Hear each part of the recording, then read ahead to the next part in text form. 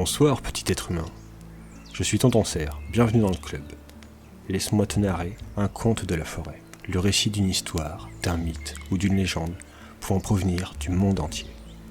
Et ce soir, nous commencerons par le conte Hansel et Gretel. Installe-toi confortablement et écoute attentivement.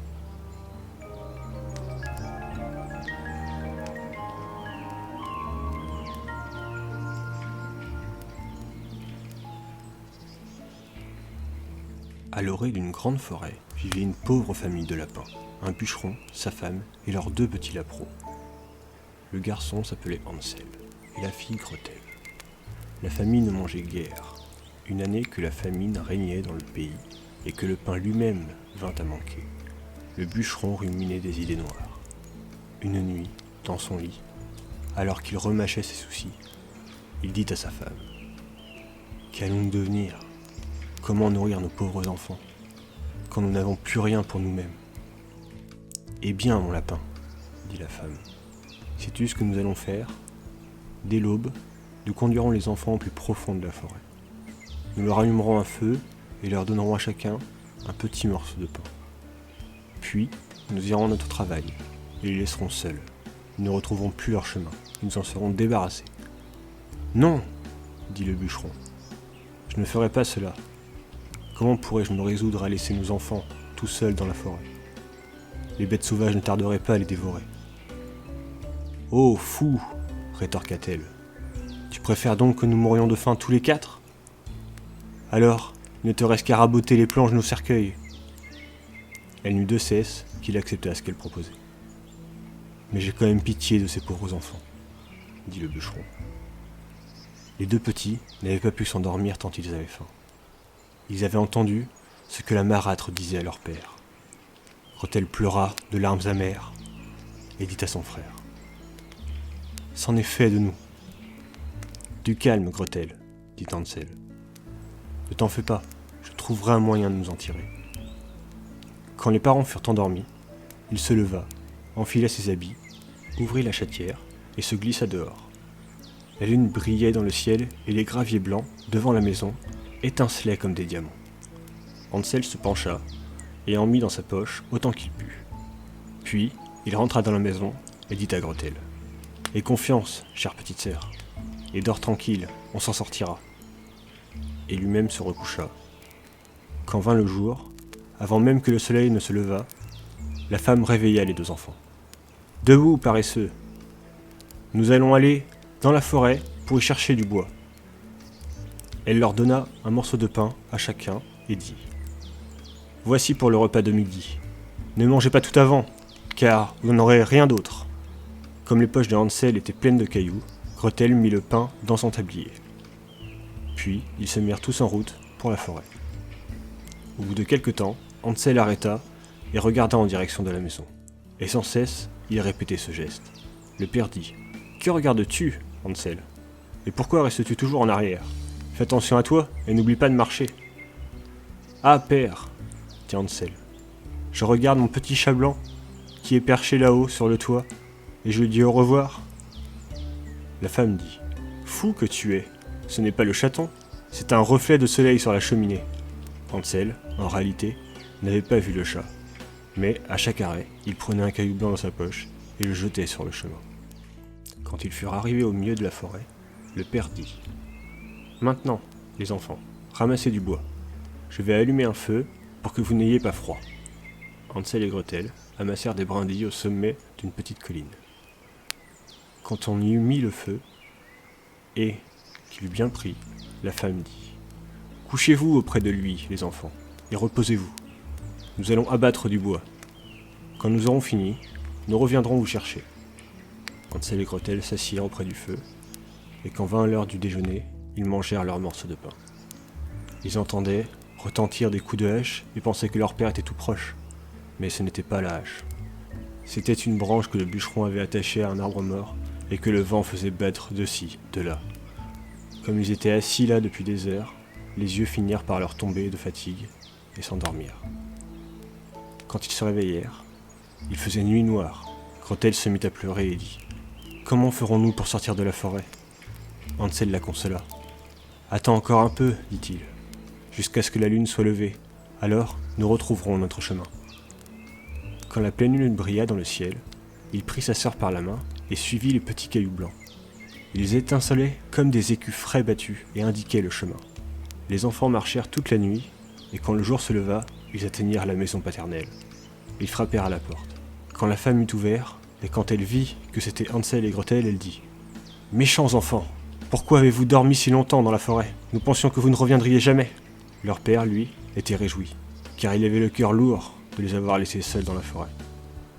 Peu de temps après, la misère régnait de plus belle, et les enfants entendirent ce que la marâtre disait pendant la nuit à son mari. Il ne nous reste plus rien à manger, une demi-miche seulement, et après, fini la chanson. Il faut nous débarrasser des enfants, de les conduire encore plus profond dans la forêt pour qu'ils ne puissent plus retrouver leur chemin. Il n'y a rien d'autre à faire. Le père avait bien du chagrin. Il songeait qu'il vaudrait mieux partager les dernières bouchées avec les enfants. Mais la femme ne voulut rien entendre. Elle lui fit 1000 reproches. Comme il avait accepté une première fois, il dut consentir de nouveau. Les enfants n'étaient pas encore endormis. Ils avaient tout entendu. Quand les parents furent plongés dans le sommeil, Hansel se leva avec l'intention d'aller ramasser des cailloux, comme la fois précédente. Mais la marâtre avait verrouillé la porte, et le garçon ne put sortir. Il consola cependant sa petite sœur. « Ne pleure pas, Gretel. Dors tranquille, je trouverai une solution. » Tôt le matin, la marâtre fit lever les enfants. Elle leur donna un morceau de pain, plus petit encore que l'autre fois. Sur la route de la forêt, Hansel l'émietta dans sa poche. Il s'arrêtait souvent pour en jeter un peu au sol. « Hansel, qu'as-tu à t'arrêter et à regarder autour de toi ?» dit le père. « Va à ton chemin. »« Je regarde ma petite colombe sur le toit pour lui dire au revoir, » répondit Hansel. « Fou, dit la femme, ce n'est pas la colombe, c'est le soleil qui se joue sur la cheminée. » Hansel, cependant, continua à semer des miettes de pain le long du chemin. La marâtre conduisit les enfants au fin fond de la forêt, plus loin qu'ils n'étaient jamais allés. On y refit un grand feu, et la femme dit « Restez là, les enfants. Quand vous serez fatigués, vous pourrez dormir un peu et nous allons couper du bois.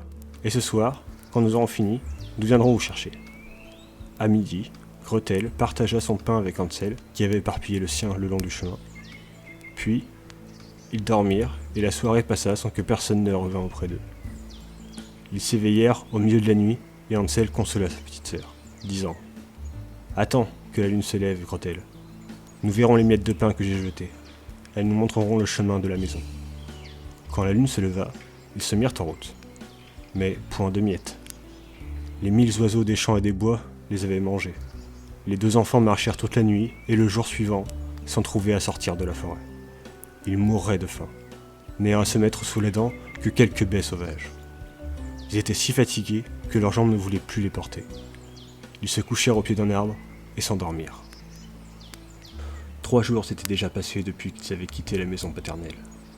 Ils continuaient à marcher, s'enfonçant toujours plus avant dans la forêt. Si personne n'allait venir à leur aide, ils ne tarderaient pas à mourir. À midi, ils virent un joli oiseau sur une branche, blanc comme neige. Il chantait si bien que les enfants s'arrêtèrent pour l'écouter. Quand il eut fini, il déploya ses ailes et vola devant eux. Ils le suivirent jusqu'à une petite maison sur le toit, de laquelle le bel oiseau blanc se percha. Quand ils s'en furent approchés tout près, ils virent qu'elle était en fait de pain et recouverte de gâteaux. Les fenêtres étaient en sucre. « Nous allons nous mettre au travail, dit Hansel, et faire un repas de folie. Je mangerai un morceau du toit, ça a l'air d'être bon. » Hansel grimpa sur le toit et arracha un petit morceau pour goûter. Gretel se mit à lécher les carreaux. On entendit alors une voix suave qui venait de la chambre. « Langue, langue lèche, qui donc ma maison lèche ?» Les enfants répondirent « C'est le vent, ce céleste enfant. » Et ils continuèrent à manger sans se laisser détourner de leur tâche. Hansel, lui, trouvait le toit fort bon, en fit tomber un gros morceau par terre, et Gretel découpa une vitre entière, s'assit sur le sol et se mit à manger. La porte tout à coup s'ouvrit, et une fouine, vieille comme les pierres, s'appuyant sur une canne, sortit de la maison. Hansel et Gretel eurent si peur qu'ils laissèrent tomber tout ce qu'ils tenaient dans leurs mains. La vieille fouine secoua la tête et dit « Hé, chers enfants, qui vous a conduits ici ? Entrez, venez chez moi. Il ne vous sera fait aucun mal. » Elle les prit tous deux par la main et les fit entrer dans la maisonnette. Elle leur servit un bon repas, du lait et des beignets avec du sucre. des pommes et des noix. Elle prépara ensuite 2 petits lits. Hansel et Gretel s'y couchèrent. La vieille fouine était vraiment gentille. Mais l'amitié de la vieille n'était qu'apparente. En réalité, c'était une méchante sorcière, à l'affût des petits lapins. Elle n'avait construit la maison de pain que pour les attirer. Quand elle en prenait un, elle le tuait, le faisait cuire et le mangeait. Pour elle, c'était alors jour de fête. La sorcière avait les yeux rouges et elle ne voyait pas très clair. Mais elle avait un instinct très sûr et sentait venir de loin le lapin. Quand Hansel et Gretel s'étaient approchés de sa demeure, elle avait ri méchamment et dit d'une voix mielleuse « Ceux-là, je les tiens. Il ne faudra pas qu'ils m'échappent. » À l'aube, avant que les enfants ne se soient éveillés, elle se leva. Quand elle les vit, qui reposaient si gentiment, avec leurs bonnes joues toutes roses, elle murmura « Quel bon repas je vais faire !» Elle attrapa Hansel de sa main rêche, le conduisit dans une petite étable et l'y enferma au verrou. Il eut beau crier, cela ne lui servit à rien. La sorcière s'approcha ensuite de Gretel, la secoua pour la réveiller et s'écria « Debout, paresseuse, va chercher de l'eau et prépare quelque chose de bon à manger pour ton frère. Il est enfermé à l'étable et il faut qu'il engraisse. Quand il sera à point, je le mangerai. » Gretel se mit à pleurer. Mais cela ne lui servit à rien. Elle fut obligée de faire ce que demandait l'ogresse. On prépara pour le pauvre Hansel les plats les plus délicats. Gretel, elle, n'eut droit qu'à des carapaces de crabe. Tous les matins, la vieille se glissait jusqu'à l'écurie et disait « Hansel, tends tes doigts, que je vois si tu es déjà assez gras. » Mais Hansel tendait un petit os à la sorcière, qui avait de mauvais yeux et ne s'en rendait pas compte. Elle croyait que c'était vraiment le doigt de Hansel et s'étonnait qu'il n'engraissât point. Quand 4 semaines furent passées, et que l'enfant était toujours aussi maigre, elle perdit patience, et décida de ne pas attendre plus longtemps. « Holà, Gretel !» cria-t-elle. « Dépêche-toi d'apporter de l'eau. Que Hansel soit maigre ou gras, c'est demain que je le tuerai et le mangerai. » La jeune lapine se mit à pleurer. « Que puis-je faire ?» s'écria-t-elle. « Si seulement les bêtes de la forêt nous avaient dévorés, au moins, serions-nous morts ensemble. »« Cesse de te lamenter, dit la vieille, ça ne te servira à rien. » De bon matin, Gretel fut chargée de remplir la grande marmite d'eau et d'allumer le feu. « Nous allons d'abord faire la pâte, dit la sorcière. J'ai déjà fait chauffer le four et préparé ce qu'il faut. » Elle poussa la pauvre Gretel vers le four, d'où sortaient de grandes flammes. « Faufile-toi dedans, ordonna-t-elle, et vois s'il est assez chaud pour la cuisson. » Elle avait l'intention de fermer le four quand la petite y serait pour la faire rôtir. Elle voulait la manger, elle aussi. Mais Gretel devina son projet et dit « Je ne sais pas comment faire. Comment entre-t-on dans ce four ?»« Petit toit, dit la sorcière. L'ouverture est assez grande, vois, je pourrais y entrer moi-même. » Et elle y passa la tête. Alors Gretel la poussa vivement dans le four, claqua la porte et mit le verrou. La sorcière se mit à hurler épouvantablement. Mais Gretel s'en alla et cette épouvantable sorcière n'eut plus qu'à rôtir. Gretel, elle, courut aussi vite qu'elle le pouvait chez Hansel. Elle ouvrit la petite étable et dit « Hansel, nous sommes libres. La vieille sorcière est morte. » Hansel bondit hors de sa prison, aussi rapide qu'un oiseau dont on vient d'ouvrir la cage. Comme ils étaient heureux, comme ils se prirent par le cou, dansèrent et s'embrassèrent. N'ayant plus rien à craindre, ils pénétrèrent dans la maison de la sorcière. Dans tous les coins, il y avait des caisses pleines de perles et de diamants. « C'est encore mieux que mes petits cailloux, » dit Hansel en remplissant ses poches. Et Gretel ajouta « Moi aussi, je vais en rapporter à la maison. » Et elle en mit tant qu'elle put dans son tablier. « Maintenant, il nous faut partir, » dit Hansel, « si nous voulons fuir cette forêt ensorcelée. » Au bout de quelques heures, ils arrivèrent sur le bord d'une grande rivière. « Nous ne pourrons pas la traverser, » dit Hansel. « Je ne vois ni passerelle ni pont. »« On n'y voit aucune barque non plus, » dit Gretel. « Mais voici un canard blanc.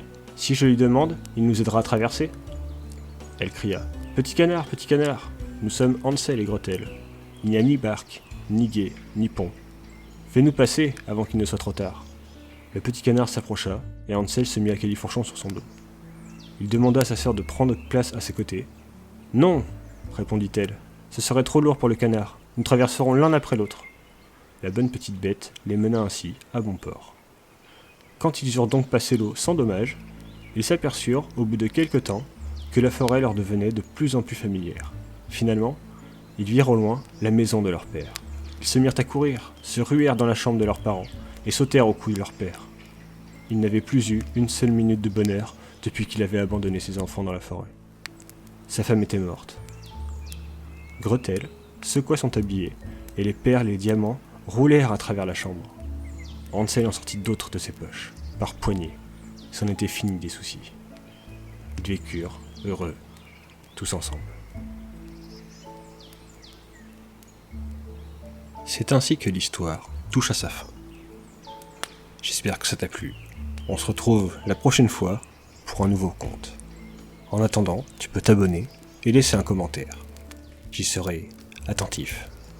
Bonne nuit et à bientôt.